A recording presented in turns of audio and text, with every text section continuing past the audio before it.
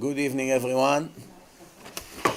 We gather here tonight for the Yortzeit Leilui Nishmat Gavriel ben Mazal, Eliyahu ben Mazal, Sarah bat Chamro, Avram ben Rachel, Avram ben Odizoi, Avigail bat Yael Tov, Simcha ben Yoshua, Miriam bat Bruria, Rachel bat Avigail, Mishael ben Avigail, Shmuel ben Naima, מתתיהו בן נעימה וכל שאר בני ישראל שוכבים עמהם. I was asked to speak about Shlom Bayit and then some other things. In case you don't know what Shlom Bayit means, it means when someone gets married and he lives in a family with his wife, how peaceful is their marriage, how healthy is their marriage, if they function correctly or not. One of the biggest challenges today in the world is not only to find a shidduch, which is very difficult to find the right soulmate, very difficult. And when you finally find a soulmate, it doesn't guarantee you that you're going to be able to live happily after in the marriage. It's not so simple. I mean, I see some older people in their 70s here, they can tell you how it used to be when they got married 50 years ago. It was a whole different world. 50 years ago it was very easy to find someone, and not only it was easier to find someone, it was a lot easier to live with someone, to be able to live together happily for many, many years. If you ask what changed from 50 years ago to today, many, many things changed. First, there was no internet. People did not have the temptations they have now every minute in their phones, in their computers. There was no televisions. Every woman back then, whether she was Jewish or not, it was very difficult to find not modest women. Everybody dressed modestly, so there was less temptation. People lived much more simple life. They did laundry by hands. There was no showers, no bathrooms. They got milk from the cows, the goats, from the chickens, they got eggs. It was very simple life. There was really nothing to do. In most places there was no even electric. No electric. They used to have gas, to put light, fire. That's how the world was. So people needed each other very much. The husband needed his wife and she needed him, and they were together alone. And they didn't have all the things. Please put all your phones off completely. And they didn't have the problems that the young couples today have. They didn't have. It doesn't mean that there was no challenges 50 years ago. Still challenges. Some husbands were very primitive. They were very barbaric. They were very angry, violent. They had problems. It's not that I'm saying, everything was perfect. But we all know that by looking at the divorce rate from 50 years ago compared to today, there's nothing even to compare. 50 years ago, if you had 1% divorce rate in the world, it was already outrageous. They didn't have. Nobody got divorced. When I was a kid, in my class, nobody was divorced, their parents. No one. There was no such thing getting divorced. It was a very big embarrassment. People would do everything they can not to get divorced. The parents, everyone. It would be a disaster to walk in a community as a divorced person. Not like today, everything became free, liberal, everything with the influence of the Americans. They destroyed the whole world morally. Europe, America, they destroyed the world with their values. Even countries that have, Middle Eastern countries, that marriage over there have more value than the Western countries, slowly, it penetrates. It affects their people. You see people that came from Uzbekistan, from Azerbaijan, Bukhara, Iran, Afghanistan. Who would ever dare that people like this will get divorced? Nobody ever heard such thing in their countries until they came here. When they came to this country, 20, 30 years later, the story is totally different. So we see the influence of society, the influence of the culture is a killer on the marriage institution. In my opinion, the secular people today that get married, I don't find a bigger mistake than this. I don't know why Goyim and secular Jews getting married for. It's almost a guarantee to get divorced. More than 70% get divorced. And the other 30%, almost all of them are miserable as it is. Maybe they're afraid to get divorced for money reasons, for children, for family issues, all kinds of reasons. But really almost no one is happy. 6 months after the marriage, the problems begin big time. A year or two later, it's a disaster. I see it all the time, everywhere I go. So what is the point of getting married? Anyway, they don't believe in God, most of them. Anyway, almost none of them believe in the Torah. Almost all of them make fun of the rabbis and whatever they say. So why they get married for? The whole entire marriage came from the Torah. Without the Torah, nobody would ever know that such thing to get married. Monkeys don't get married. Dogs don't get married. People that have no God, they're not supposed to get married. You can only get married if you follow the laws of God and His book. You cannot say, I don't believe in God, I'm an atheist, I don't believe in the Torah, I hate rabbis, and run to rabbis to marry you. You cannot be such a hypocrite. Either you're a goy, or either you're a Jew. And if you're a Jew, you have to be a religious Jew, because if you're Mechalel Shabbat, you count like a goy anyway. So it won't help you to be a Jew breaking Shabbat. You count like a goy in the eyes of Hashem. So how is it going to help you? It's complicated. As you can see, the marriage institution started when the day the Jews got Torah. The Rambam writes, until the day we got the Torah, a man would see a woman in the market, on the street, and ask her if she want to marry him. Of course, after he put the show, and she put her show, and then he would ask her, would you marry me? Would you be with me? I'm sorry. Would you come live with me? She say yes, and they live together. Exactly like two monkeys live in a jungle. He likes her, she likes him. They live together, they have babies, nobody needs to get married, there's no divorce, no institution, no nothing. That's how the world was until 3,300 years ago. From the time of Adam until the Jews got Torah, 2,400 years, nobody got married. There's no such thing. Not by the Goyim and not by the Hebrews. They didn't need to get married. They lived together. After the Torah was given, the Rambam writes, then we got all the laws. Person wants to marry to a woman, he wants to have a woman, he must marry her. Cannot touch her before. And Hashem wrote all the rules how to do it. He has to buy her out. The Torah explained, the oral Torah explained how you buy a woman. You have to give her something she likes, she agree. She doesn't agree, cannot be married. So she can agree to get married for $1. She can ask for $1 million. She can ask for $1 billion. It's up to her. And if you agree to give it to her, she becomes your wife. It doesn't have to be a ring. Our custom is to give rings today. But you should know that even if you did not give a woman a ring, you look at this glass, it's worth at least $1? Yes. You come to a woman under the chuppah, and you tell her, הרי את מקודשת לי על ידי שאני נותן לך את הכוס הזאת, and she say, I agree, that's it. That second that she get the cup, she becomes his wife. The ring is beautiful, you put the ring, the Goyim also learn from us to put a ring. Fine. But the idea is that he gives her anything that has a value and she agreed to it, they become husband and wife. From that second that she agreed and she took the cup, if she changed her mind a minute later, it's too late. Nobody can go with her. She belongs to him until the day she dies. Unless if he gives her a get. What does it mean, get? ונתן לה ספר כריתות. ספר כריתות, כריתות, karet means to cut.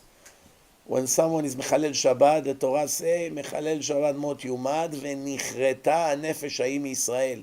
That soul is going to be cut from the Jewish nation in the next world, when we die. It cannot go where the Jews go.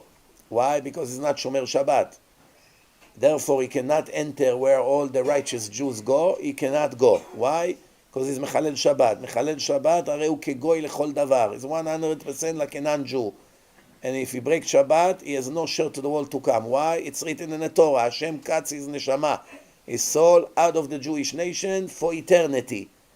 And that's a very, very big punishment. If you are Mechalel Shabbat, if you light fire, if you write on Shabbat, you drive a car, you cook, you boil water, you use electric, very big problem you have. The price you're going to pay is more than you can ever imagine. More than you can ever imagine. If someone will tell you, for the cup of coffee you make yourself on Shabbat, it's going to cost you more than $1 billion with a lot of sweat and blood, you wouldn't make coffee. You would live without it. Why? You don't want to pay $1 billion for coffee. Barely $3 people want to pay for coffee. They come home, they make it for a quarter. Why should I pay $4 for coffee if I can make it at home for a quarter?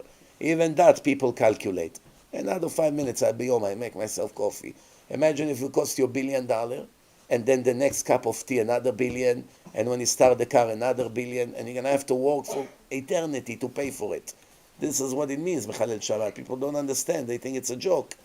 But that's not the topic right now. The topic is that once he gave her the gift or the ring, she became officially his wife. In the old days, people also used to get married in different ways, which is not acceptable today in our society, but there's other ways to get married. But today, the way to get married, he has to give her something, and he has to give her the ketubah, and right there, this is her protection ladder. The Torah protects the women. The Torah is very, very feminist, not like some ignorant thing that the Torah is primitive, and women don't have rights in the Torah. That's total baloney. Women in the Torah have more rights than any other woman in the world.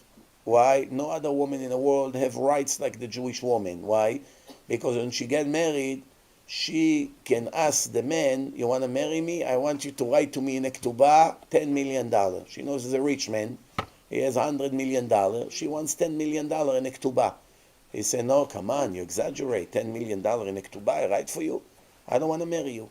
If I'm not worth for you $10 million, I don't want to marry you. Okay, relax, $10 million. And he wrote that $10 million, and she goes to Beit Din with 2 witnesses, sign on a ketubah.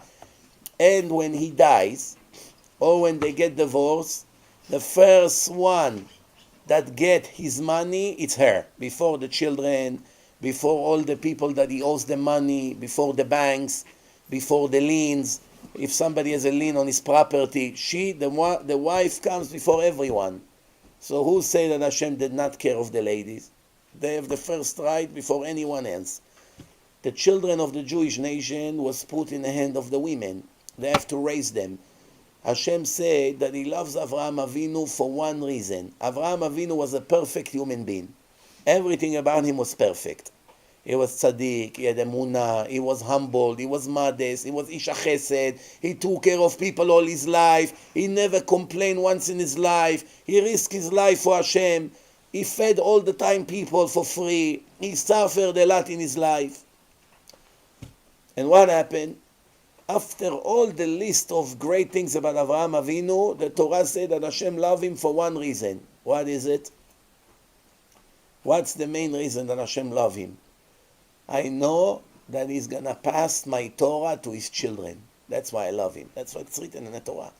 I love Avraham. I know he will pass the Torah that I gave him. Remember, this is before the Jewish people got the Torah. Avraham already got it. Avraham, Yitzchak, Yaakov, Yosef, they already had the Torah. Noah had parts of the Torah. So Hashem say, you know why I love Avraham? He's not just going to take the Torah. He's going to teach his children, and they're going to teach their children. So thanks to him, my Torah will pass from generation to generation. So what do we see from here? That the most important things in the eyes of Hashem is that his Torah will be spread to as many people possible. And the job that Hashem did was by the Jewish ladies. They have to raise their children to be Bnei Torah, to pray, to get up on time, to go to the synagogue, to eat kosher, how to behave.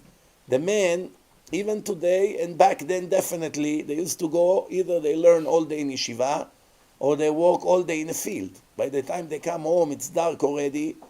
There's nothing to do. It's all dark in the house. Darkness already. You eat something and you go to sleep. Showers people took only once a week if they're lucky.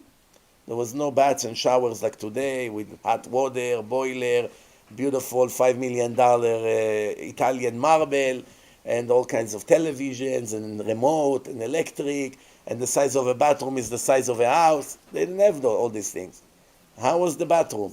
A little cabin outside the house with darkness, or some people didn't even have that. They had to go to the public bathroom. And if they have to take a shower, they had to go to what we call hammam. Even until today, in some countries, you still have it. In Turkey, they have hammam. Hammam means hot water. Why? Nowhere else you can have hot water. You have to pay money to go take a shower. Just like we go to the mikveh, that's how it was. So it was a very big burden to take a shower. In the summer, they went to the lakes. You take a shower in a lake. But in the winter time, only in the hammam. They took pieces of wood, they heat the water. People used to go in, get a little tiny room with wood around. That's how they used to take shower. So at night when you come home, you can forget about shower. It's totally dark. You only had holes in the walls where you live, and you have candles. You have little barrels of oil, and you have the candles, and that's how you have light in the house, barely. And then when you wanted to learn Torah, you had either a special candle or few. That's how the people lived. It wasn't like today. So life was very complicated. To do laundry was a half-a-day mission. To go all the way to the lake with all the clothes and to take. And then when they're wet, it's very heavy. You have to come all the way back to the house and carry it. Women used to work 100 times harder than today and complain 100 times less than today. Do you understand or no? So how many times, how much more they drop? 10,000 times worse. If they used to work harder and not complain at all, 100 times harder. Today, they work 100 times less and complain 100 times more. 100 times 100 is how much? 10,000. So it's a drop of 10,000 times in the value and the level of how women used to be compared to what they are today. Today they do laundry. Usually they don't do it, it's the cleaning lady, but let's leave it aside. Even if a Jewish woman does laundry today, it's pressing 4 or 5 buttons. She takes what the kids throw in a basket, dump it in, close it, this, finished. Then she takes it out, throw it in the dryer, finished.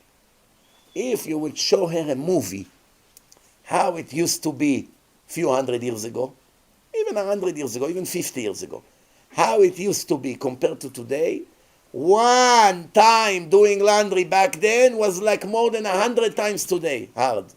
One time. And then you have to hang it on ropes to dry. Not like today, you have dryer and delicious smell, and $10 you get a huge thing like this of laundry detergent. It's a different world. The more spoiled we become, the more we complain. The more. Look at the world. The men also, not only women.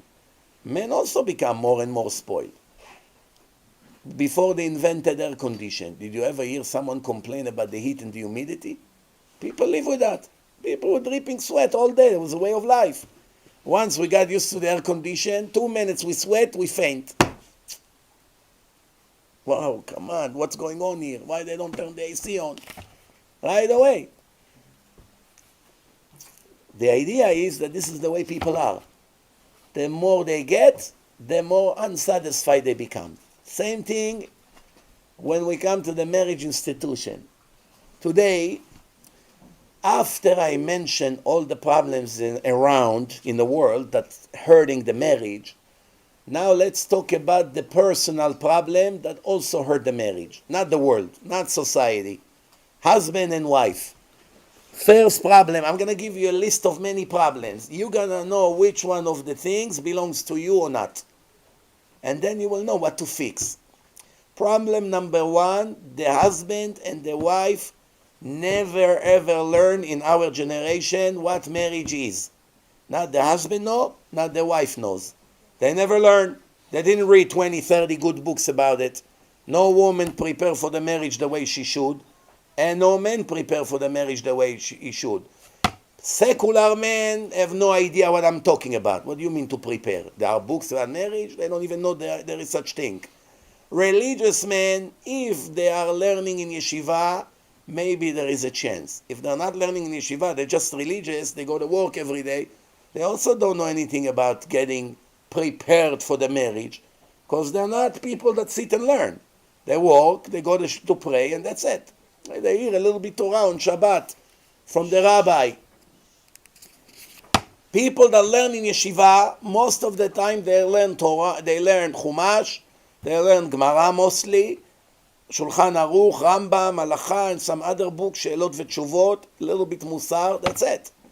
When a guy gets a shidduch from they find him a girl, most of the time, besides learning the laws of Nida, he never ever prepared himself correctly to the marriage.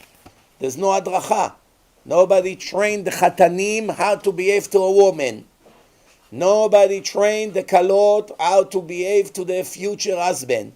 They only trained them about the law of Nida, modesty, and some things like that. But they don't really teach a man all the problems that he's going to have with his wife. He gets the shock of his life. He doesn't know. He's not prepared. For instance, he doesn't know what it means, depression before giving birth. Depression after giving birth. Depression when she gains weight. Depression when her mother-in-law told her something. Depression when he compared her to the sister and said that the food of the sister is better. There's so many depressions among the women. For every tiny things, they go into sadness and madness. Things drives them crazy. Many, many arguments are coming because the man made mistakes because he did not know how the mind of a woman works. You can tell a woman can tell her husband, Moshe, you gained some weight, I see. It will pinch his heart a little bit. And 2 minutes later, he's going to be sitting, smiling, eating a cake. If a man say to a woman, wow, you gain weight, 20 years she's going to suffer from this comment, 20 years. First of all, she loses her confidence with him. She doesn't feel as she was until that day. And she begins to avoid him and hide herself and do all kinds of things to avoid him. So he pays the price. One sentence from his mouth, how much he's going to suffer, he has no idea. If somebody would train him, he will know never ever to tell the wife directly things. You want to get things out of her, find the right way how to do it. Either put a book there or tape, or tell her there's a great speech here. She gets the point from the speech. As long as she gets it from the speaker on a CD, it's nothing personal. Once you tell her, you have a very serious problem. One other thing in marriage, second problem in marriage, some of the husbands, especially those who came from Middle Eastern countries, they grew up with their parents in Muslim mentality. Why? Because the parents, they grew up in Iraq, Iran, Uzbekistan, Syria, Egypt, Lebanon, all these countries. Over there the women has no value. They treat women better than garbage. Garbage better than women. They treat women like nothing. They don't allow them to drive. They don't allow them to talk. They cannot vote. They cannot be in any job. And, I don't have to tell you how they treat them over there. And they marry many women. And I remember one time I got an email from an 18-year-old princess from Dubai. Mariam, her name was. Mariam is Miriam. She want to convert to Judaism. So I asked her, well, what your parents going to say? She listens to the lecture online for a while. She want to convert. So she say, my mother was raised in England, so she's very open-minded. She's a British liberal, even though she's Muslim, but she's a British liberal. And my husband has many wives and 100 kids. I see him only one time a year. I can care less what he think. He comes once a year, he gives us money for the whole year, and that's it. That's how it goes. He has many men. He has 100 hotels, she said. He owns 100 hotels, her father. A billionaire. 100 hotels to own. He's a multi-billionaire. So the wife is going alone, raising children. He comes once a year. That's the way it is. And even if they're poor, they have few wives, not only the rich. So therefore, automatically, She doesn't have that much attention. No, by the way, most of Muslim women, they don't even have to choose who to marry. They dictate it for him. For instance, she can be now 18. Her father say, you're going to marry this guy, 50 years old. She's 18. You already got money from him. They come, they pay money, and you're going to have to go with him. Nobody asks her. If she try to run and this, they can kill her. Bottom line, it's very, very, the mentality over there, most of it is against the Torah. Some of it comply with the laws of the Torah, yes. But most of it is against the Torah. The Torah say the man must respect his wife. He has to buy her gifts in holiday. When he married to her, he signed in a ketubah that he guaranteed 3 things that she will always have. A nice place to live according to how much she can afford, clothes and food to eat, and intimacy. That's you sign on a ketubah. Meaning the woman have rights. If she say to him, I don't want you to go to yeshiva tonight, she wants him to be home with her, he signed on a ketubah, he must do it. She has the right. She comes before everything. Not only that, Hashem says in the Torah, to make peace between husband and wife, I'm willing to erase my name. If you write tefillin and mezuzot, if you made a mistake, you have to delete all the letters all the way to where you made a mistake. You have to go in reverse. Fix the mistake and then continue, because the mezuzot and the tefillin has to be written in the right order. Letter number 1, then letter number 2, and letter number 3. If you already came to letter number 40 and now you found out you made a mistake in letter number 20, you cannot go and fix letter number 20. If you fix it, even though the mezuzah looks perfect now, it's not kosher. It's like you don't have mezuzah. Even if you take it to check by a sofer, he will never know. How does he know that you went back and fixed? So if the sofer is not a big tzaddik and yireh shamayim, not only that the mezuzah is pretty. Today people are foolish. All they care that the mezuzah is written beautifully. But they don't care that the sofer is sitting with shorts and listening to Rita singing. You know who's Rita, the Israeli national singer woman. He listened to her on the radio while he's listening to secular things, while he's writing mezuzah. What kind of kedusha are you going to have in your mezuzot? That's a liberal Jew. That's a very open-minded person. It's not exactly a tzaddik. Not only that, if he doesn't have fear from Hashem, he already worked 3 hours now. He has to go back and bury the mezuzah and start from the beginning for free. Nobody's going to give him money for the 3 hours he worked. He has to start from the beginning. Not only he doesn't get money for the time he wasted, $10 went to the garbage for the cloth. It cost him money also, so you have to get a new cloth now. It happens a lot to the sofrim. By tefillin it's even worse. It takes you all day to write. After 12 hours you work, boom, it became pasul. What are you going to do now? Big problem. So you have to erase all the letters all the way to go back to the mistake and fix it. But what are you going to do if you have the name of Hashem? You cannot erase the name of Hashem. This mezuzah is finished. You have to bury it. There's no way to fix it. So Hashem say, tefillin, mezuzot, yes. By Sefer Torah, it's not the same rules, because it's 304,805 letters. Hashem is realistic. He's not going to make you now delete 20,000 letters to go all the way back to where the mistake. Then there's never going to be one Sefer Torah that it's kosher. Never. You need to be a Superman to complete without mistakes, because then when you check, you find mistakes. You have to fix it. So all you have to do is you unsew the piece, because it's pieces. You take that piece to the sofer, you fix it, you come, you sew it back, finish. Or you take the whole Sefer Torah.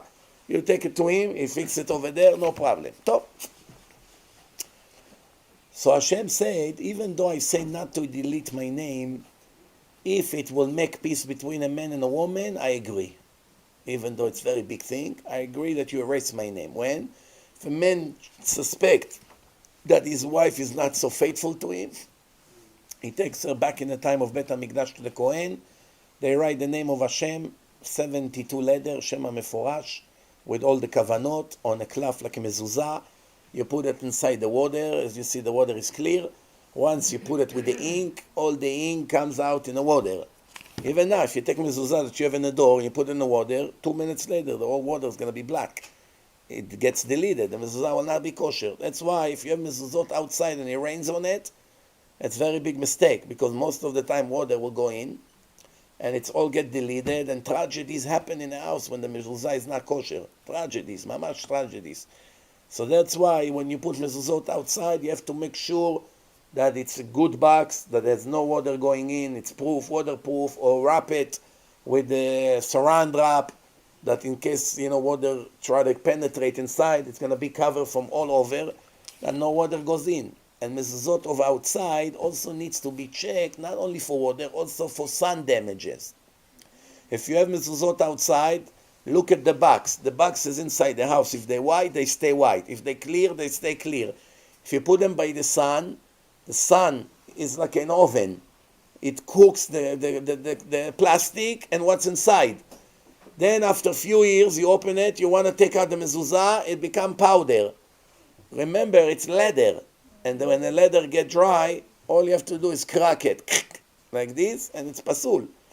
That's why you got to be very careful when the mezuzot outside. Many people don't pay attention by the garage, by the front door.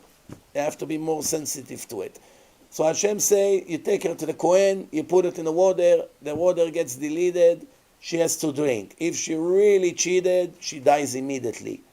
If not, the Kohen give her a blessing, to all her children will be big rabbis, big Talmidei Chachamim, and Hashem is willing to erase his name. Why? Because otherwise the husband doesn't want to go back with her, because he suspects she's not faithful. What's going to clear the doubt?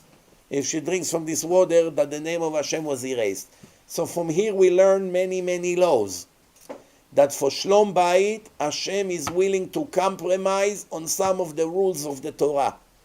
Even though you're not allowed to do it. You're not allowed to take the name of Hashem for nothing and just delete it in water. It's a very big sin.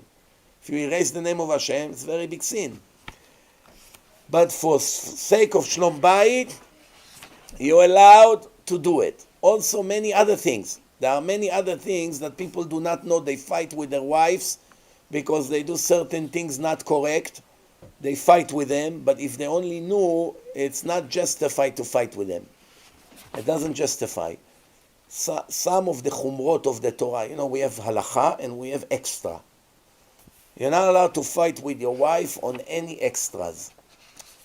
And even on some of the halachot, you're not allowed to fight with her. It doesn't justify to break the house for certain sins that she makes. The main things when it comes to marriage, the only thing that you do not give up when your wife is breaking the law is if she doesn't go to the mikveh, she doesn't want to keep nidah, then you must get divorced. There's no negotiation for Shlom Bayit here. If she refuses 1, 2, 3 months, she refused to go, that's called Isha Moredet. She rebelled against her husband. No rabbi is allowed to make peace between them because they're going to make Isurei Karet. Every time they'll be intimately together, it's worse than the biggest sins of the Torah. It's worse than him being with his own mother. That's how bad it is. So that's why it's Isurei Karet, the souls get cut. If a husband is in jail and they don't keep Taharat Mishpacha, his wife don't go to the mikveh, you're not allowed to release him from the jail. Even though it's very big mitzvah to release a Jew from the jail, to redeem him, you're allowed to sell Sefer Torah. If you don't have the money but you have Sefer Torah, normally you're not allowed to sell Sefer Torah. If you own Sefer Torah, you're not allowed to sell it. But if you want to release a Jew that is stuck in a jail, there's a way to get him out of jail. You're allowed even to sell the Sefer Torah, take the money and release the Jew from a jail. But that's only if you know that him and his wife keep Taharat Mishpacha. If they don't keep Shabbat, you can still release him. Why? He's breaking Shabbat in here, he's going to break Shabbat in jail. And she also breaks Shabbat. Taking him out of jail is not going to change anything. If they eat non-kosher, they'll continue to eat non-kosher. Nothing is going to change. But if you take him out, now they're going to make sins that they cannot do right now. Because he's in jail and she's at home. So if you take him out, you actually hate them. Because they're going to make sins now every day, every other day. Every time is Isurei Karet. They're going to suffer for millions of years in Gehenom for that. It's not a joke.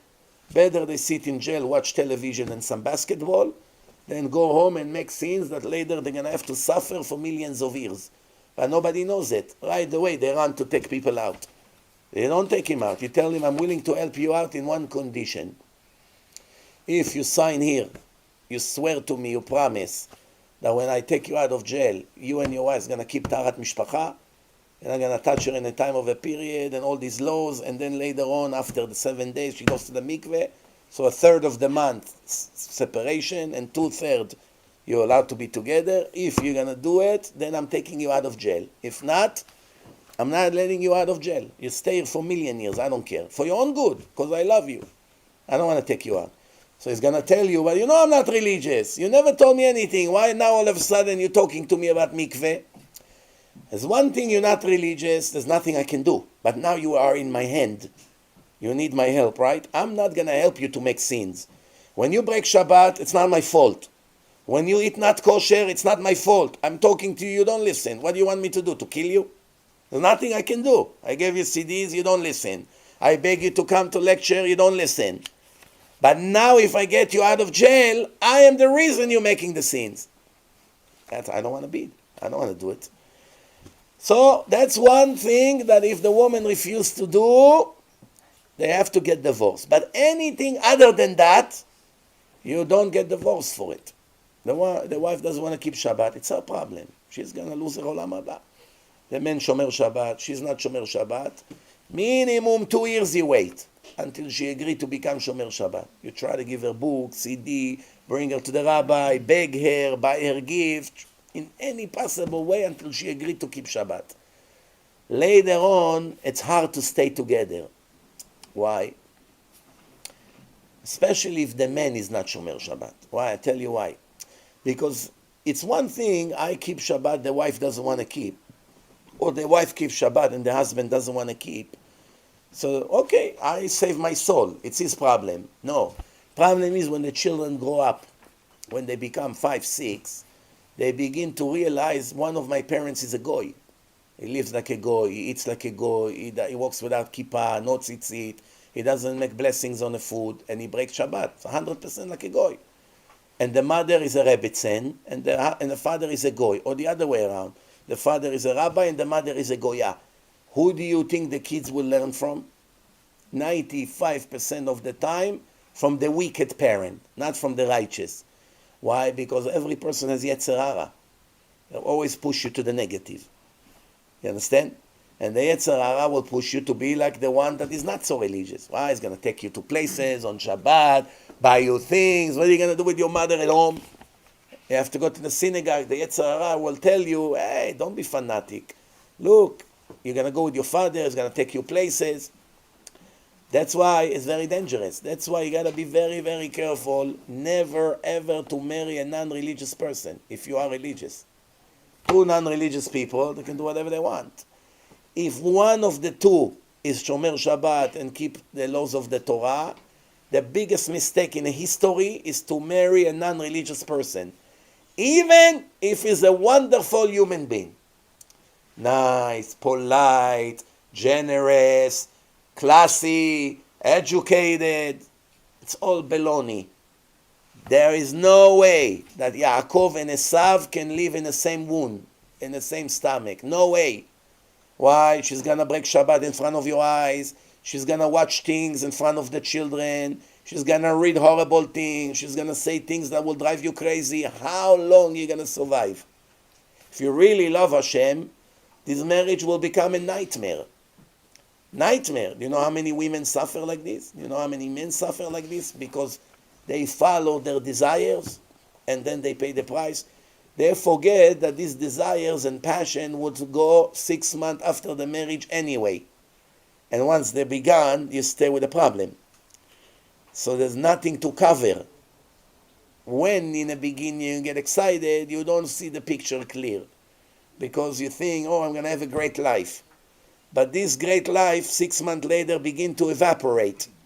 Now you have a roommate that you have to live another 20 years with, and he's an anti-God. He hates religion, everything you do bothers him or her. Go and try to establish a home with this. House without Torah, no chance to succeed in their marriage. Remember this. No divrei Torah on the table, no Shabbat in the table, no attention to the children, no respect between man to a woman. No chance that the marriage will succeed. No chance. The Torah say, how do you write a man? Aleph, Yud, Shin, Ish. How do you write Isha? Aleph, Shin, Hey. If you take the Yud out of the Ish, and you take the Hey out of the Isha, what do you have left? Esh and Esh. You take the name of Hashem, Yah, ואנחנו נברך Yah מעתה ועד עולם. Yah, it's Hashem. Yud and Hey. You take the Yud from the Ish, you take the Hey from the Isha, that's the name of God. You took God from their soul, you took him from their house, it stays fire and fire. All day, all life, one huge fire. Fire, arguments, violence, disrespect, abuse, and all kinds of other problems. You know, in Hebrew, when you get married, you give your wife ketubah. Do you know what ketubah is? What's ketubah? You write 12 lines, what you promise to give her. Okay? All her rights. Why? No, I'm sorry. The get is 12 lines, get. But ketubah, it's much more than 12 lines. You write all her rights. How much money you're going to give her, and the zan, ufarnes ota, not to marry another woman without her agreement, all kinds of things like that. Why they call it ketubah and not ktav? It should have been ktav. Why ketubah? We never heard this word until all of a sudden Hashem said to give a woman ketubah. What does it mean, ketubah? In Hebrew, the right Hebrew, it should be ktav. Why did they add letters to the word ktav? They add vav and they added hey. Why? Do you know why? Ish has yud in his name. Isha has the hey that I told you. Ketubah has extra vav and hey. Yud, hey, vav and hey, the name of Hashem. With ketubah in a house, it's the full name of Hashem, which is numeric value 26. When they used to have a pilegesh, and in the old days, they used to get together without giving ketubah. It's mamash like marriage, everything like marriage. The only difference is that they did not give the woman a ketubah. She was extra. Back then, it says in the Torah, the way pilegesh is written in the Torah, pelag shem, without yud, pelag shem, pei, lamed, gimel, shin, mem. What does it mean, plag shem? Plag means half, lefaleg, it means separate to two. Plag shem, shem it's name. Plag shem means half the name of Hashem. Without the vav and the hey of ketubah, you only have the yud and the hey. Plag shem of Hashem. Now with the ketubah, it's the full name. That's why the Torah call it plag shem. Pilagshim, Yaakov, this, that, Pilagshim. David HaMelech, all the famous people. What do you see? The marriage institution is very deep. It's much more than just if male and female want to enjoy each other. No. However, you should know one thing. One of the most important things is in marriage, even though you don't hear it too much in religion, but that's what the Torah says, I promise you, and that's what the Talmud says, it's the physical relationship between the husband and wife. It's very, very important. Therefore, many religious people, since they are ignorant and nobody ever prepared them correctly for the time they get married when they were teenagers, they didn't know it's important in Judaism. They thought we are like Christians. By Christian, it's a sin to get married. If you want to be a priest, you want to be a holy man, you're not allowed to get married. Stupid. First mitzvah in the Torah is to get married. First mitzvah in the Torah, to get married and have children. Purvu. The Goyim wanted to invent a new thing. They say, you want to be married? You want to be married, you cannot be a priest. You cannot be a servant of God. You're going to be with a woman. That's not spiritual enough. But in the Torah, it's exactly the opposite. The most spiritual woman in the life of the husband and wife, when they are together, connected, and that's what Hashem wanted. Rabbi Mizrachi HaKadosh has a whole book just about that.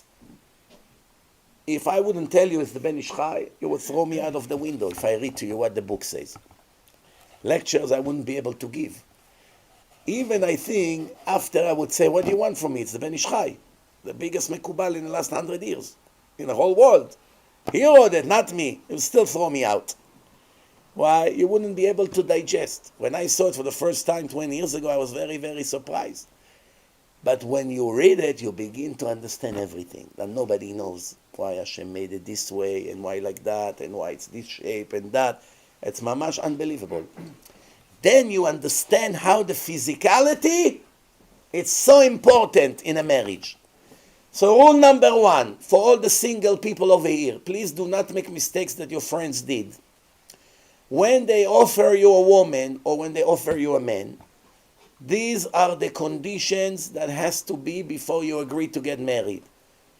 Condition number one, you like how they look. You want to go on a date with a girl. If you like the way she looks physically, then go to step number two. If you don't like how she looks, don't even go to step number two. It's over. It didn't start. You must like how she looks. You don't have to be crazy about her look, but as long as she's not disgusting you, it can develop into love. But if you're disgusted by the way she looks, too skinny, too heavy, too tall, too short, face, nose, eyes, hair, everyone with what he likes, don't go for it. You're going to suffer for the rest of your life, especially in this generation.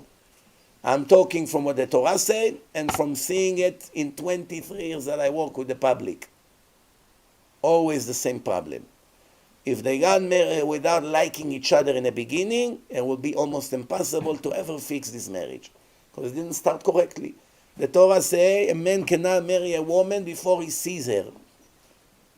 Why? Maybe you won't like her later on. When you go on a date, you have to go in a place that there is a good light. Don't let them take you to a very dark place, because they may hide their defects. And then later on you find it. Some of the things people don't like. Skin issues, hairy face, all kinds of things like this. That's called defect. Some of the reasons that people get divorced is because they discover a week or two after the wedding things that nobody told them before. So you have to check very carefully if this girl, you like her or not. And she has to check if she likes him or not. Again, you don't have to go crazy. Something. Oh, there is some attraction. Okay, we can develop it. Rule number one, it's the look. Then you begin to check what? By the man and the woman, first thing you check is midot. By the woman, the most important thing, her modesty level. A woman that is not modest can never be a good wife and never be a good mother. She will be a disaster example for her daughters. She will be a disgrace and a shame to you and to your family reputation.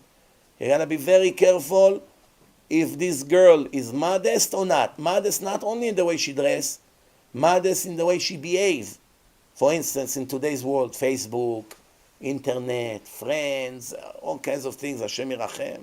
How you can marry someone like this? All your life you have to worry where she is, what she does. It's horrible. By the man, the same thing. By the man, the clothes, it's not so critical when it comes to modesty, like by the women. But other issues is very critical. If he's a clean boy, does he have internet all day, Facebook, this, that, watching all kinds of films and on his phone non-stop? It's going to be very difficult to establish connection with someone that is addicted to his phone and computer. That's one of the biggest problems today in marriages. He comes home, 2 hours only on his phone. Doesn't say a word to her. She puts the food on the table, he eats 2 minutes, right away run to his computer and his phone. Or to watch his nonsense on TV. That's what they do. So you have to check very carefully by the women if they dress modestly and they behave modestly. And they have a clean reputation, meaning the references testify that this is a kosher girl. A girl that does not go to clubs, a girls that do not go to bars, a girls that do not go to not modest movies, and a girl that do not go with the guys to sit at 1 a.m. in a sushi restaurant in King's Highway, or to smoke nargila with their cousins. That's not the girl you want. Only problem is going to have with her. Her ideology and mentality, it's already destroyed. What's going to be? She's going to have to pay for the way she is. By the guy, the same thing. She is keeping Shabbos. And where is he Motzei Shabbos? In a club in Manhattan with 15,000 Christians. This is who you want to marry? Twice a week you go with friends to play cards, to gamble. This is who you want your husband to be? So rule number 1, rule number 2 by the man, how he behaves. What's his midot? Angry, jealous, stingy, proud, all day ego, show off, tacky. Every watch he buys, tons of gold, diamonds, bracelet, this, show off. That shows who he is inside. He's empty inside, and from the outside he's trying to cover for it. This is who you want the father of your children to be? No Torah, the brain is empty, no wisdom, no knowledge, no nothing. Only nonsense he know. To sell, to make business. But what about Torah? Nothing. His neshama is dead. It's a little bit traditional. But it's not enough. You need someone that, if he's not in yeshiva, at least someone who learns every day. Someone who loves to learn. Someone who always with books. He's reading, Shabbat, this. Every minute he has lunch break. Or when he drives in a car, instead of listening to the nonsense baseball and all the rest of the garbage, at least he listens to CDs, so you see that he wants, in every open hour, he wants to connect with Hashem. Very important. The way he dresses, is he a classy person, elegant, or jeans with holes and boots from Crocodile Dundee? This is who you want the father of your children to be, with a little tiny quarter yarmulke, like this. Puts it like this in between his curls. Nobody even sees yarmulke, is embarrassed. Tons of gel on the hair. This is who you want the husband of the father of your children to be? Or you want someone serious, ben Torah? Again, I'm not talking someone who looks Hasidish. Or dress and grow a beard all the way to the floor and only dress black and white. I didn't tell you that. I understand it's out of your culture and out of your style. It's no problem. But at least someone that connects to Torah. At least dress elegant, respectful. Doesn't have to be dressing like a rabbi, but at least someone that has manners, has class. Very important. Make sure he's not stingy. It's impossible to live with a stingy person. Impossible. It's a nightmare. Every hour is an argument. Why did you buy this and not that? Why you buy over there? I told you buy over there. Why you didn't take the coupons? Why you didn't send? They charged me $3 interest.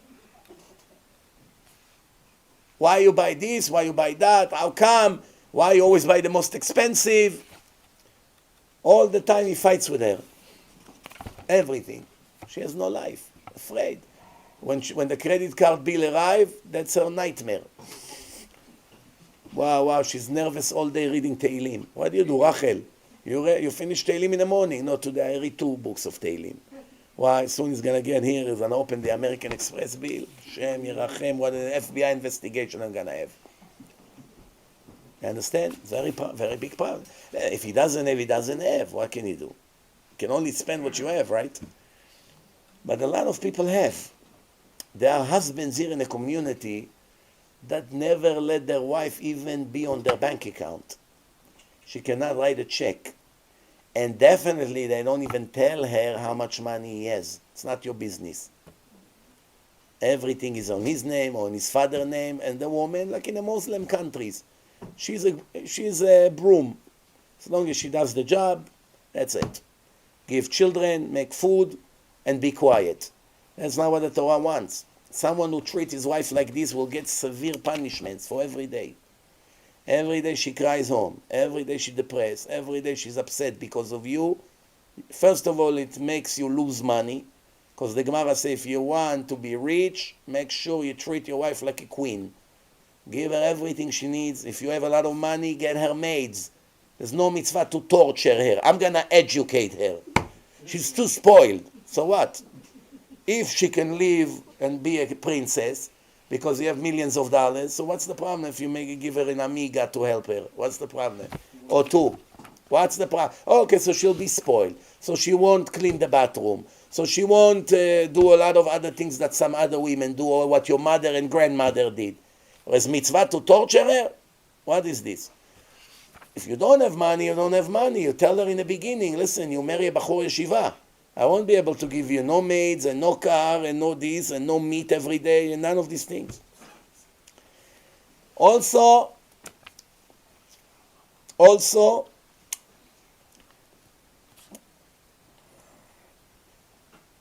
you have to know one thing. Before you get married, you have to discuss the future plans for your family. Where would you like your children to go to what place to learn? Which yeshiva? Would you like television at home or no? God forbid. Putting television at home, it's like putting Buddha in a house. Worse, much worse. No joke. Better you put Buddha statue big on a table, on a Shabbat table, than put television in the house. Buddha won't destroy the children. A piece of ceramic, whatever. The television will destroy them in a week. What they see on television in 1 week, it will take 1,000,000 years to fix. 1,000,000 years. And you won't be able to fix. What they saw, it's in already. There's no way to delete it. You know how many kids are dying from drugs? An hour ago, another kid from Monsey died from heroin. 2 months in coma. I just got a call an hour ago, he died. May this shiur will be to his Ilui Neshama. Yochanan ben Rachel, 21 years old, died. Cohen. If religious kids die from drugs, what's going to be in secular? It's even worse, 10 times worse.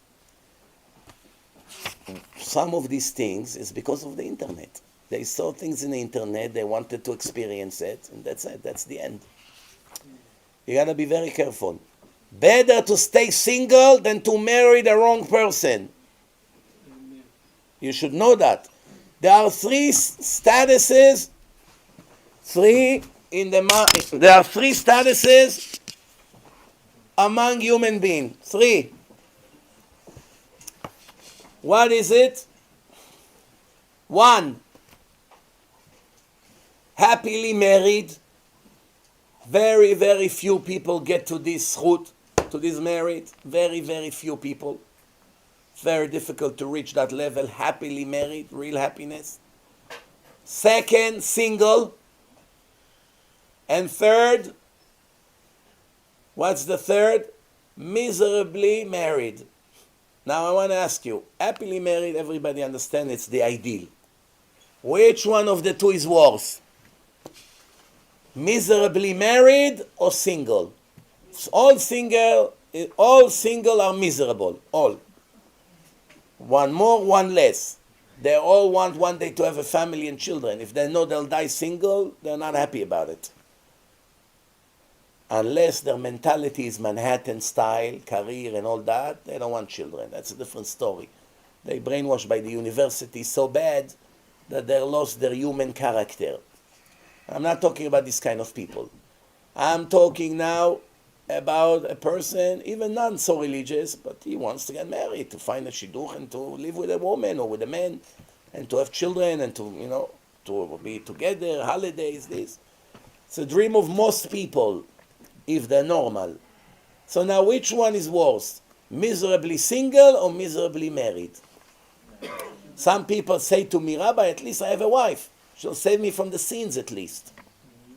At least she's going to give me children.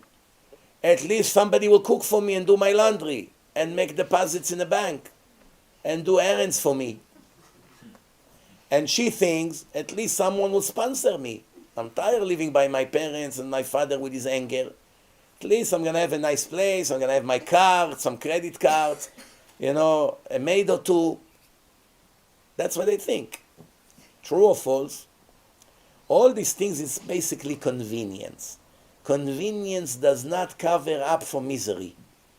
Money never makes a person happy. Convenience never makes a person happy. If you work 10 hours a day, now your job became easy and you work only 7 hours a day, it won't make you a happier person. If you didn't have money and now you made money, It won't make you happy. It's only a temporary 2, 3, 1 day, hour, 1, 2 days happiness, and it's over. It's just temporary. Therefore, if you think that by getting married to someone that you don't love, or is a horrible human being, and the marriage will be horrible, and you're going to get all kinds of luxury and convenience, that's going to make it up to the misery that you have as a single person, you are dreaming. It's going to make the situation 10 times worse. Being with a roommate that you cannot stand in the same room for 10, 20, 30, or 40 years, that's the biggest punishment. The biggest. Imagine that. You come, you have to go to the same room with a person that abuses you, that curses you, that make you a zero, that make you nothing, step on your head, make fun at you, speak to people against you in front of you, disrespect you, have no dignity whatsoever towards you. Not to talk about violence and other things that people do. To live with someone like this, a monster in the same room. Before you were free. No one beats you up, no one curses you, no one abuses you, no one make you feel like a piece of, I don't want to say what. Very simple. They don't survive. They have mental breakdown. Very, very fast. If the marriage is bad, it's horrible. It's really horrible. And I see it all the time. Now, when people get divorced, the real problem begins. You think, right now we're in a war. Divorce is ceasefire. Okay, no more fire. So the war, we're not loving each other. Israel and Syria, they hate each other very much, right? Especially the Syrians. Syria, they hate Israel. If they can press a button and destroy all the Jews, they would love to do it. Israel and Syria did not have a war 40 years. Nothing. The Syrians didn't shoot missiles at us. They did not attack us with planes. There's no war between Israel and Syria. There's no war between Israel and Jordan. There's no war between Israel and Iraq. There's no war between Israel and many Arab countries. There's only war between Israel and the Palestinians and the Hezbollah all the time. Those are the two active enemies. And Iran, behind the scenes, sponsor everything. But with the other Arab countries, Saudi Arabia, Kuwait, Bahrain, nothing, no problem. Actually, there's some cooperation even. So what do you see? You're thinking, I'm going to get divorced, it's going to be ceasefire. That's it. The problems will be over. I'll give her what she deserves, and she'll leave me alone. Beloni. The problem only begin. Now, when you meet somebody else, the jealousy will begin.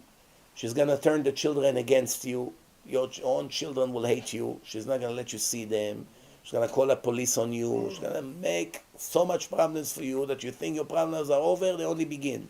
Or the other way around. Some men take the children away from the wife only as revenge. They know it's not good. The children need their mother. They don't care about the children. They'll use the children to get revenge and to satisfy their ego and their rotten personality. They'll murder their own children to get back at their old spouse. They don't care that the children will suffer and be destroyed. That's how selfish they are. I say to some of these men, what are you going to do with the kids? You have 4, 5, 6 kids. You're going to work. Who's going to raise them? A stranger, a maid from Jamaica? Who's going to raise them? That's what your solution to your children? It's one thing if the woman is not religious, she's very wicked, she brings men to the home, she's the horrible example of mitzvah to take the children away from her, of course. Otherwise the children will turn just like her. But it's not going to be easy, especially in America or in Israel, because the courts are secular and they don't care about religion. In Arab country, if you prove that your wife is not modest, immediately she loses all her rights. In democratic countries, she can be the biggest cheater on earth and they'll give her everything. I don't care. They yell at the husband. Not only she did what she did, he has to pay for her lawyer that she can take everything from him as a prize. See, in Iran it wouldn't happen. In Saudi Arabia it wouldn't happen. Some things over there is a little bit better than here. Not everything is worse. So I want to conclude. It's written in the Gemara, Baba Metzia, page 59. לעולם יהיה אדם זהיר בכבוד אשתו. Person must be very careful with the honoring his wife. Honoring his wife. שאין הברכה מצויה בתוך ביתו של אדם אלא בשביל אשתו. All the blessing in the house, in your house, the man, all comes from your wife. It can also go from her, depending how she behaves. If she's a kosher, modest woman, religious, behave according to the rules of the Torah, and you disrespect her, you lose your own blessing and your wealth. You destroyed your own life and your own family. שנאמר, where does it say it in the Torah?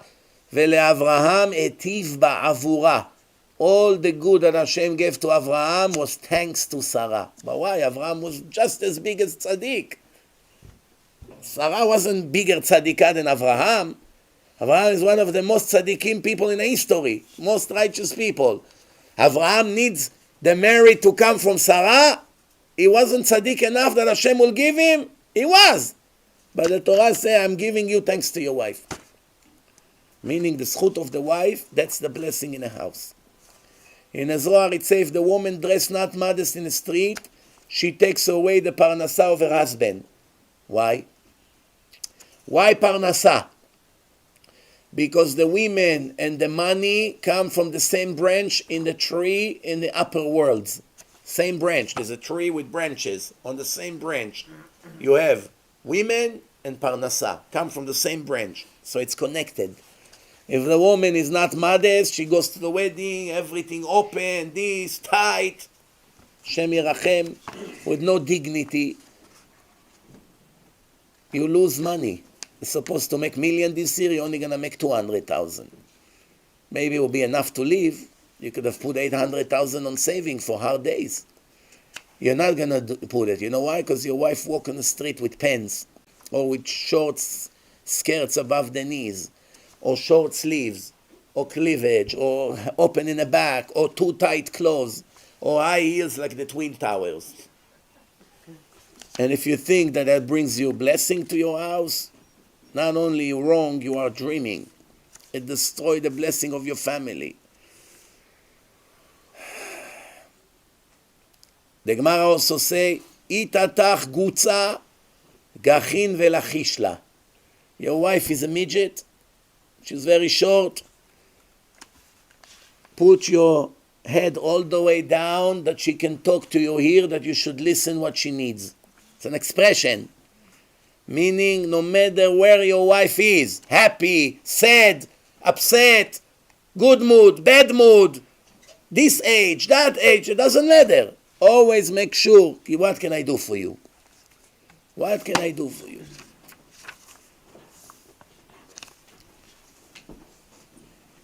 Then the Gemara say, on the other hand, that someone that listens to the advice of his wife will end in Gehenom. How do we understand? It looks like contradiction. One hand, pay attention what your wife needs. Then if you go and follow the advice of your wife, you end up in Gehenom. The answer, the Gemara say, how can it be? The answer is, תלוי הדבר בדברי שמיים ובחפצי מצווה. When it comes to learning Torah, to do mitzvot, to tzedakah, don't ask your wife. That's your choice. You are the boss when it comes to this. But when it comes to this world, everything listen to her. How do you like the house? I like the kitchen like that. But why I like this color? That's what I like. No problem. How do you like the furniture? I like this color. Why? This color? Yes, I love it. Moshe, please. Okay, no problem. How do you want the car? I want this color. No problem. I want this one. I want like that. No, I don't want this brand. Whatever she wants, if you can afford, give her. Why? In this world, especially when a woman is in a house most of the time with the children, if she has a house that she's happy with, it's convenient, she has enough closet space, she has a room for the maid, that the maid won't sleep in a couch in the living room, so she has a place to put her, and she has a place, enough for all her food that she buys, a walk-in closet directly from the garage, just like her dream. She always dream about it. If you can afford, give it to her. Why not? Why Hashem give people money? Part of it is to enjoy your life, not to suffer. The goal is that I don't need this. If you learn a lot of Torah, you won't care. No house, no car, you won't care about anything. Your mind will be in such a great world that none of these things will make you a difference in your life. Problem is that by the wives it's a little bit harder. They don't sit and learn Gemara all day. They work, they cook, they go with the children, doctor, shopping. Most of the time they work. So they're not completely in a Torah and in a Gemara like the man. All days in yeshiva, he comes home, he expects his wife to be in the level of the Baba Sali. It's not the same. She just came from Macy's. What Baba Sali? They have to be realistic. That's why I said, whatever your wife does, as long as she doesn't break the rules of the Torah and the Shulchan Aruch, let it go. Don't be fanatic. On all the chumrot, the extras that religious people love so much, don't drive her crazy. You put too much on her head and shoulders, she will collapse and then she won't keep the mitzvot anymore. Forget about the extras. You're taking too much of a risk. You put too much on her head. One day she collapsed. There was a family like this, 7 kids. Their wife ran away and threw the cover of the head and they became chilonit and all 7 children became goyim.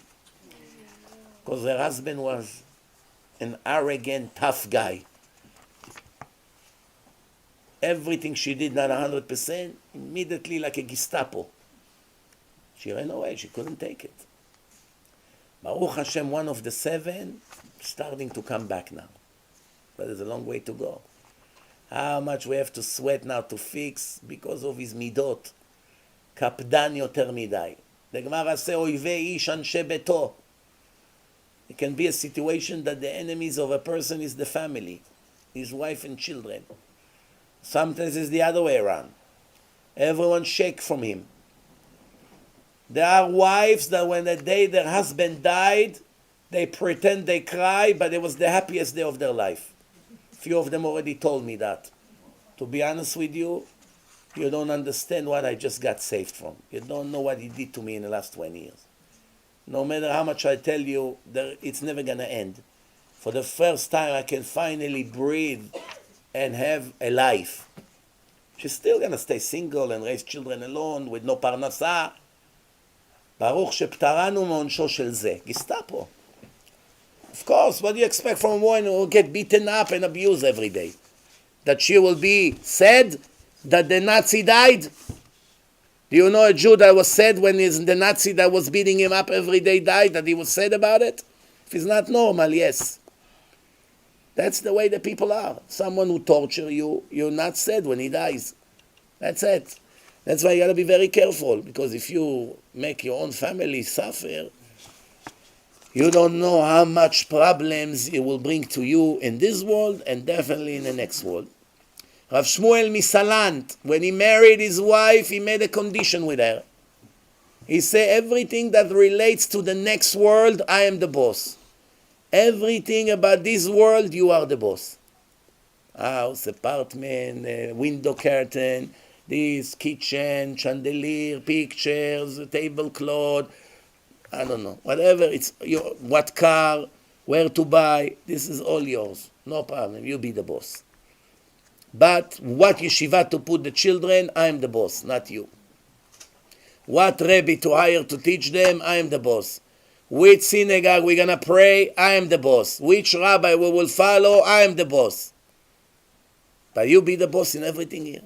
You decide clothes, you choose whatever you want. What money, you need money, here is money. Give her money. Give her a box, put all the cash there, don't count. It's all yours. Use as much as you need. That's it. Shabbat, when you keep Shabbat, it's a blessing to have Shlom Bayit the rest of the week. It eases the tension. Everyone work, a lot of pressure at work. One day to relax, no electric, no electronic, none of these things, no driving, work, employees, telephones.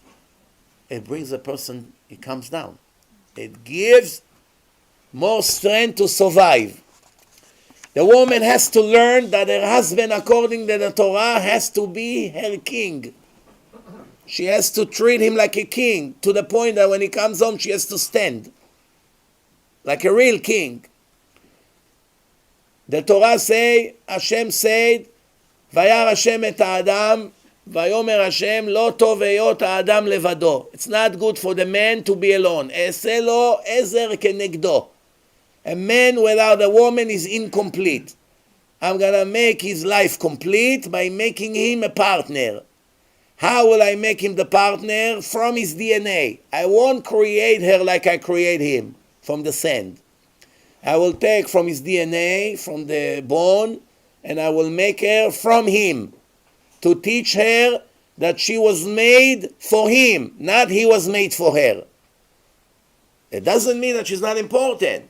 I just say that without her is incomplete. But she has to know that Hashem made a man, and because the man was alone, he made him a woman.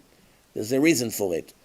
And a man buys a woman. In Hebrew we call it Baal. Baal. What's Baal? Baal has few meanings. Baal means first one that was with her. Be'ilah. Second, Balabait. I am the Baal of this book. Balabait. I own it. So that's called Baal. Balabait. And also husband. Three things. Husband, first one that was with her, and owner. It has to be an ownership. That's why he has to buy her out by giving her something that she agrees. There's a lot of secrets in it. It's no joke. But the woman has to look at the man like a king. But the woman is your mirror. The thing she tells you and the thing she does most of the time is a message from Hashem to you. Why?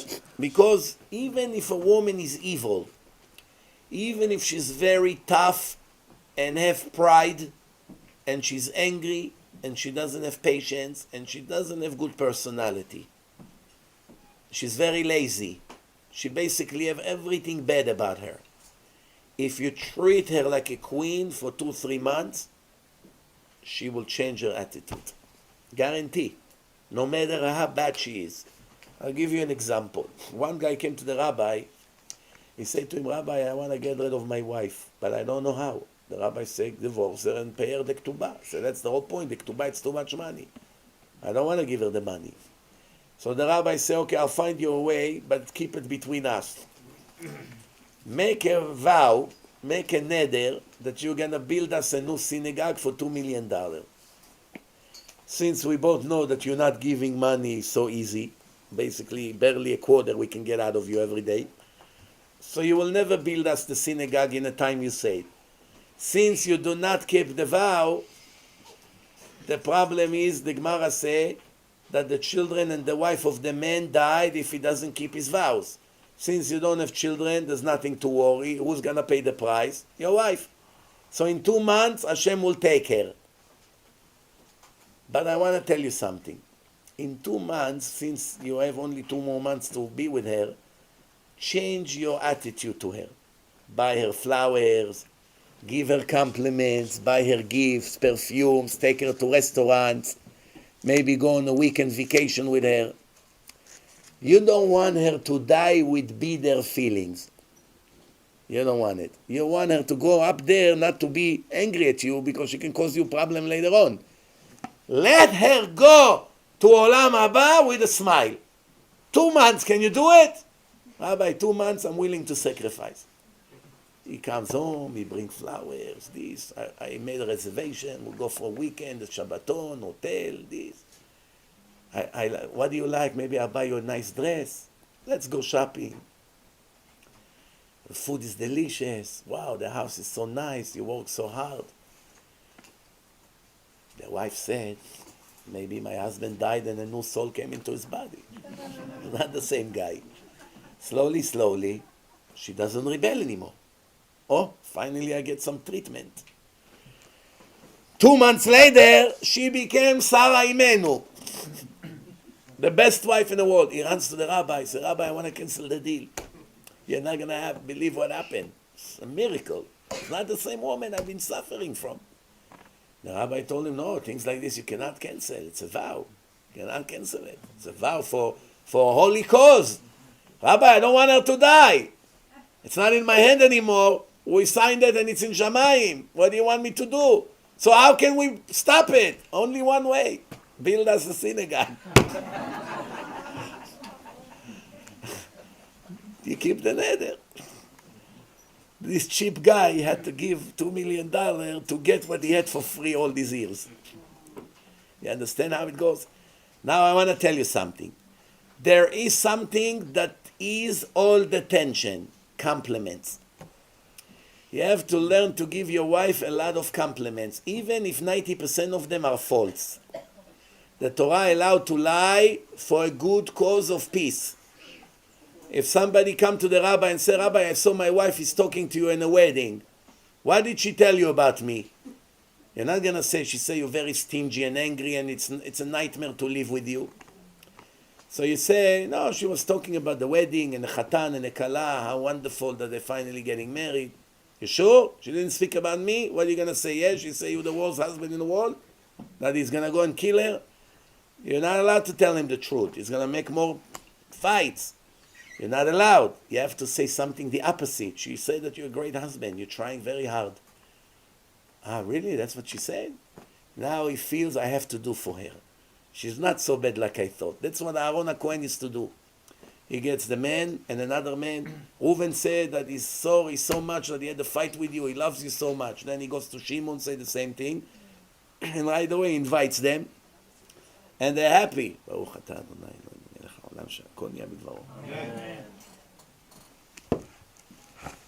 So compliments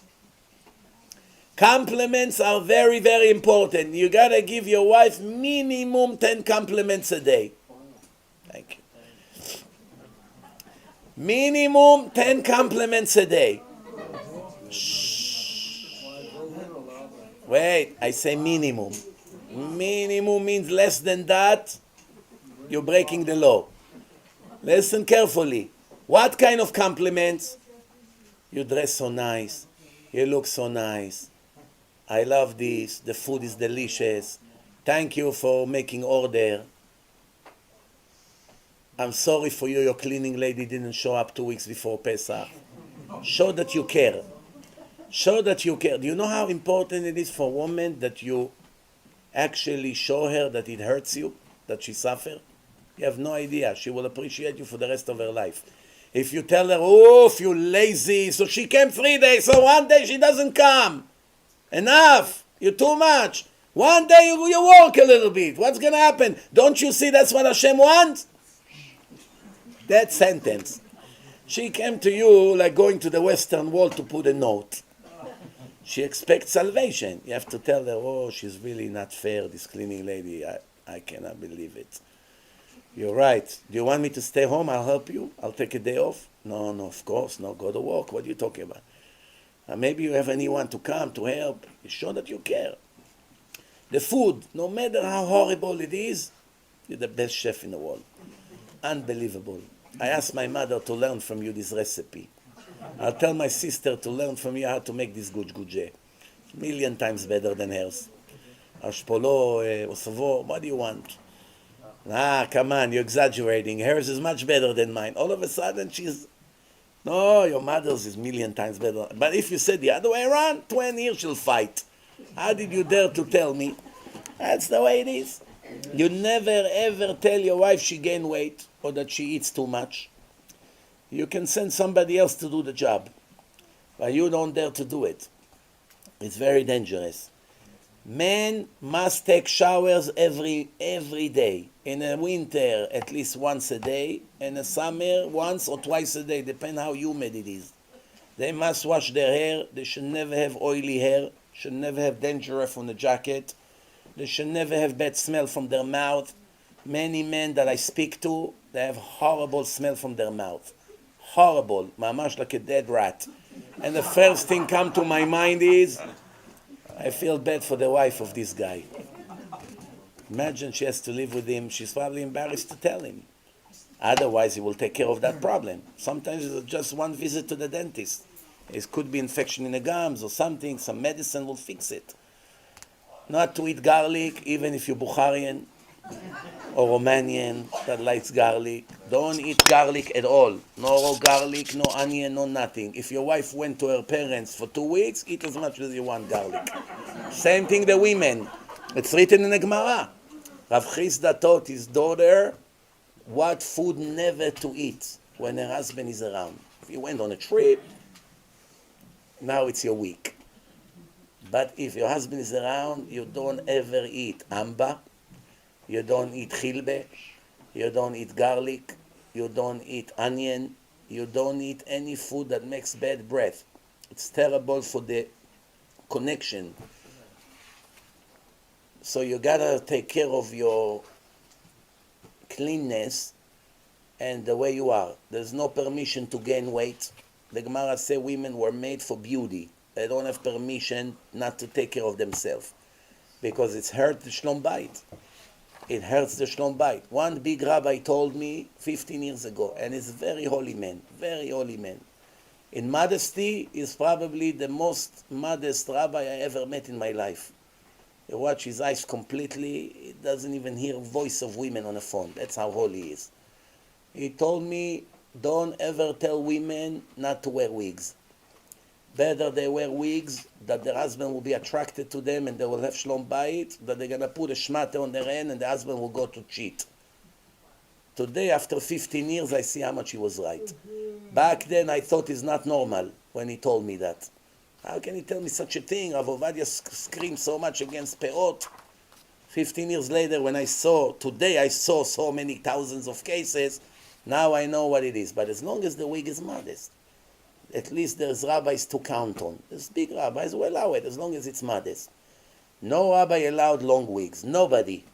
If it's short, modest wigs, especially if she goes to weddings and places like that, and it makes her feel happier, and it makes the husband proud that his wife is still pretty like he met her 20, 30 years ago.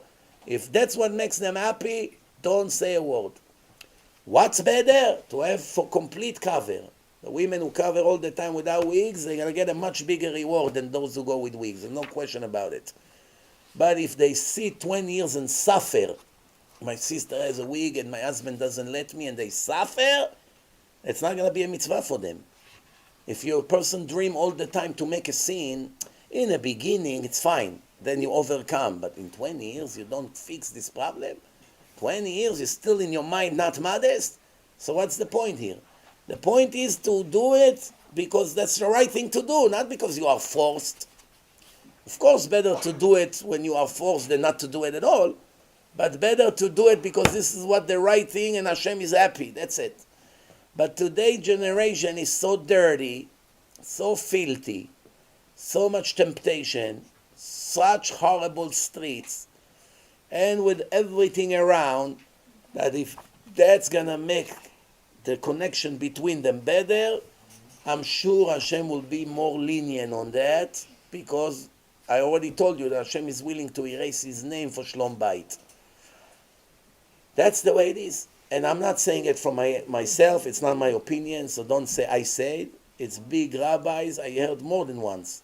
Many of them, they said that the reason they allow it, it's because of that. Of course, all these rabbis who allowed wigs, I'm sure they prefer that all women will not use wigs. I'm sure, there's no question here. They allow it because they know who they're dealing with. They know who they're dealing with. The Gemara say the same thing, there's mitzvah to say something that is heard. There's mitzvah not to say something that will not be heard. If the person will get angry and make fun and rebel more, don't say anything. Ignore it. Ignore it.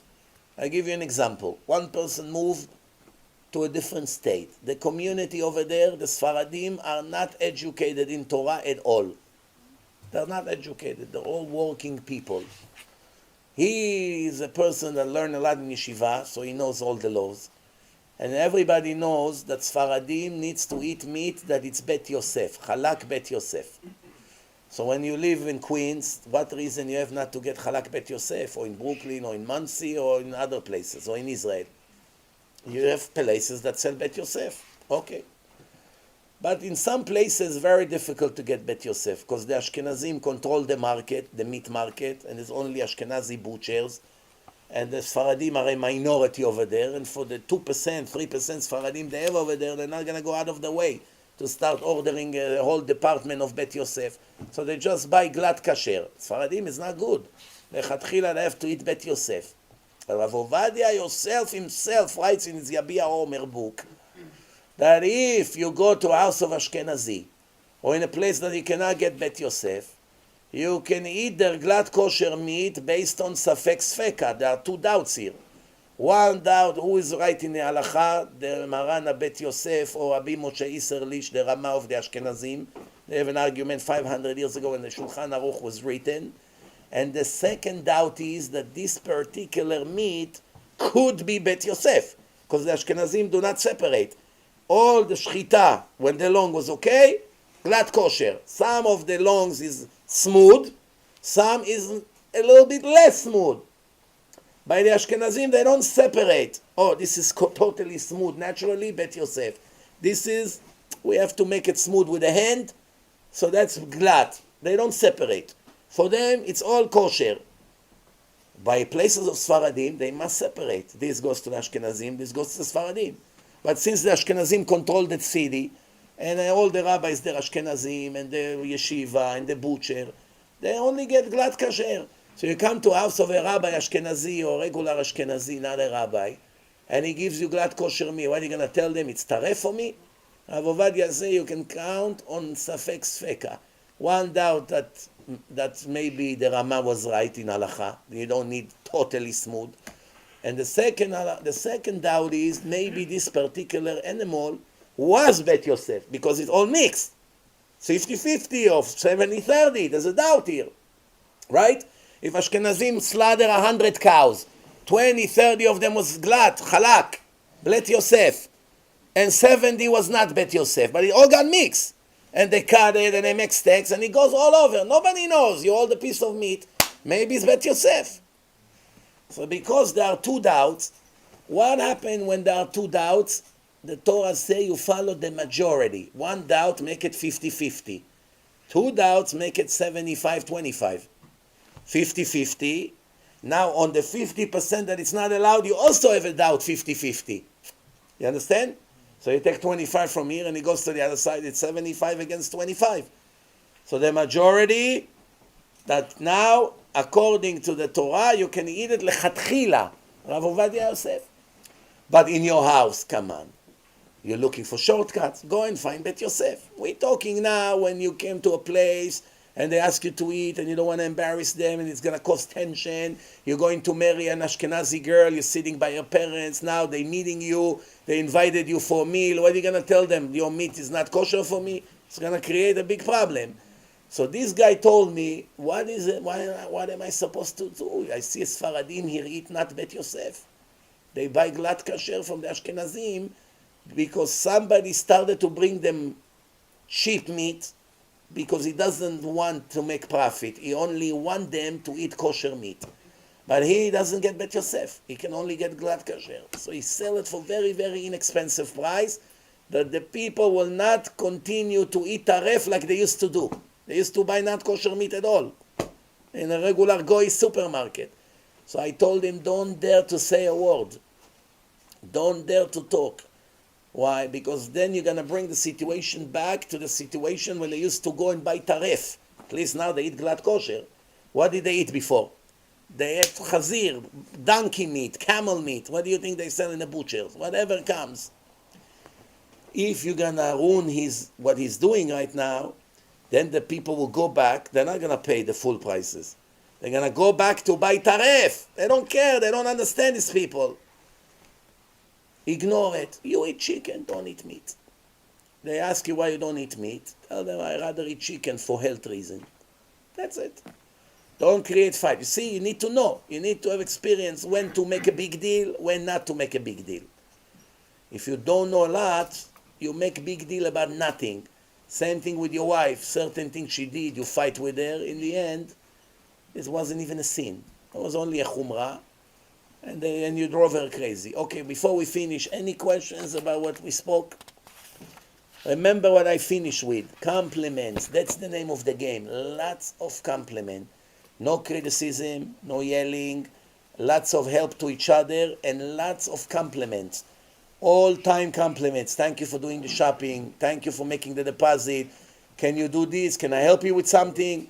Do you need me to buy something on my way from work? Or you call her from work and you tell her, I missed you. I was thinking about you. And when she called the job, behave like she's Donald Trump that called to make a large order. How you run to the phone, doesn't matter what you do. What happened? You're not going to say, oh, I'm busy. Hey, Donald Trump or Bill Gates wants to make a big order. You run to the phone, sprint. If you're on the 10th floor, you run like crazy to the 2nd floor. What happened, Moshe? You're getting a heart attack. I don't want him to get angry. That's how you have to treat your wife when she called. Not like one guy told me, Rabbi, I'm a barber. Customer get angry. She needs an answer now. I tell her I'm in the middle of a haircut. Sounds familiar here, no? What do you care about this customer? I don't understand. Let him not come. So he won't come. So you lose $10 a month. That's justified to fight with your wife? Tell him I'm sorry. Family issues. Most people would say, no problem, go ahead. Just you have to learn how to talk. I'm sorry, my wife is upset about something. The opposite. She's going to say, no problem, go ahead, I'll wait. You just have to know how to conduct your acting. That's the problem. Lack of communication. You see someone is sad, you don't care. Sure you care. Why you sad? Tell me, talk to me.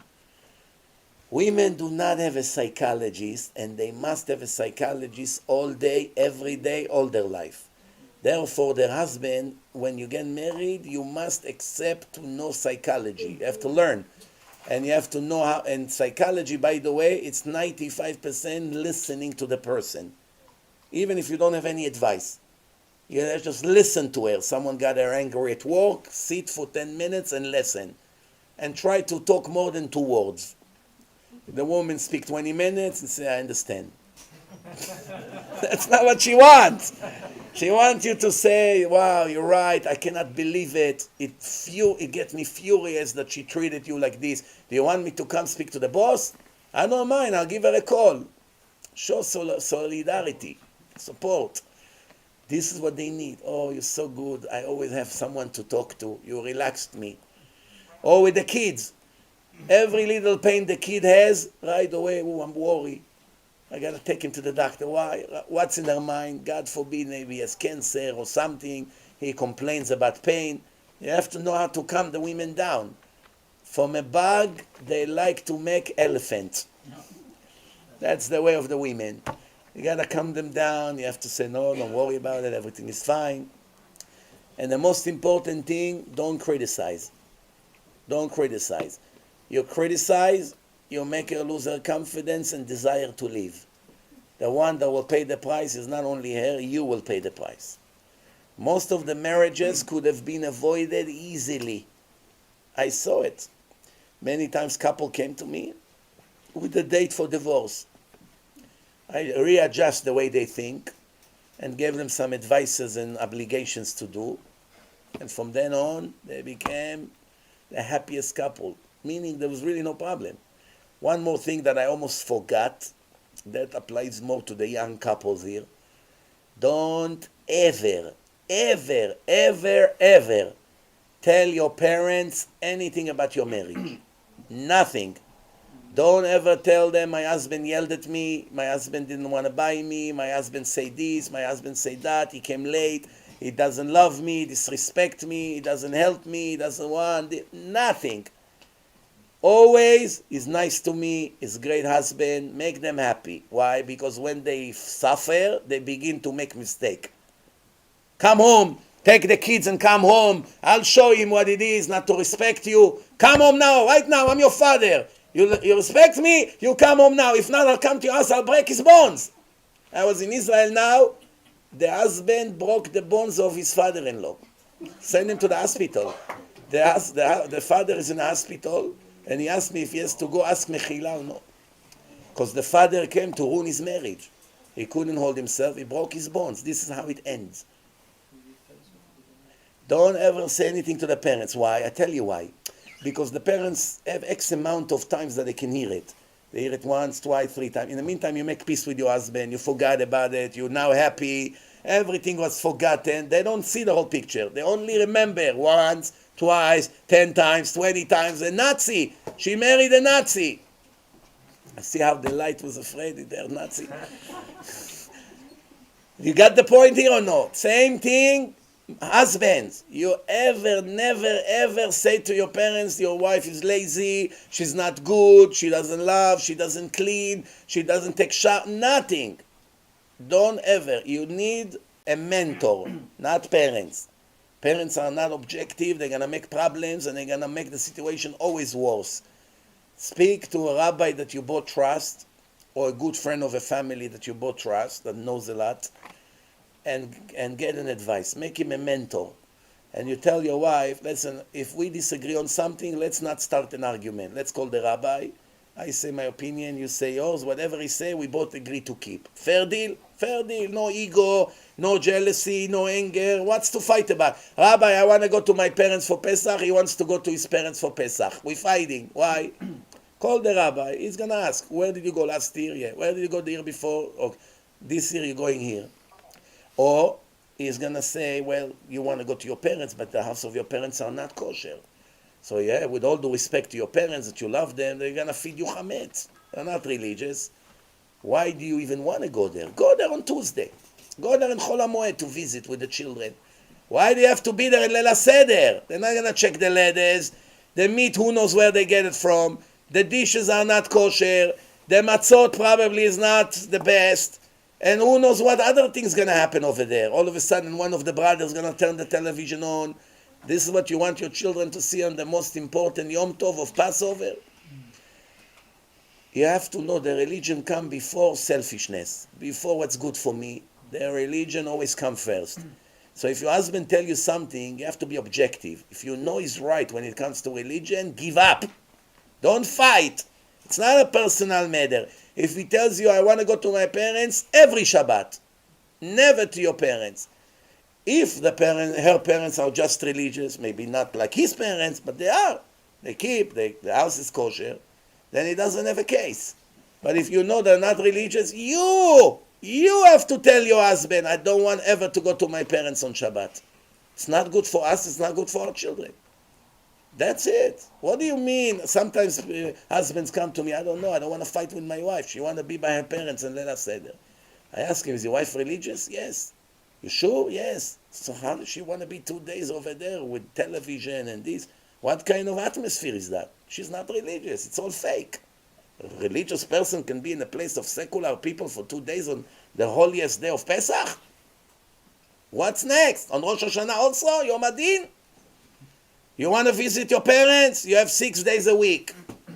They're not religious. Shabbat, you're not allowed to go there.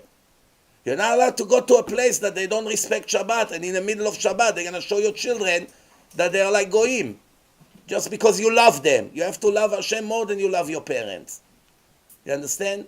You respect your parents in the Torah, this obligation come with one condition, as long as it doesn't come on my expense, Hashem says. Kabed et avicha ve'et imecha, ani Hashem. But I'm above them. If anything respecting them will get me angry, you're going to have a problem with me. It's not a mitzvah, it's a sin.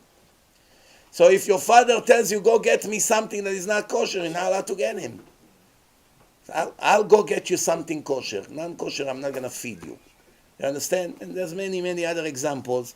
Pesach is coming. Please don't forget to get rid of all the chametz. And if you left chametz in the house, sell it to the goy. Go to one of the rabbis here. They make a sale.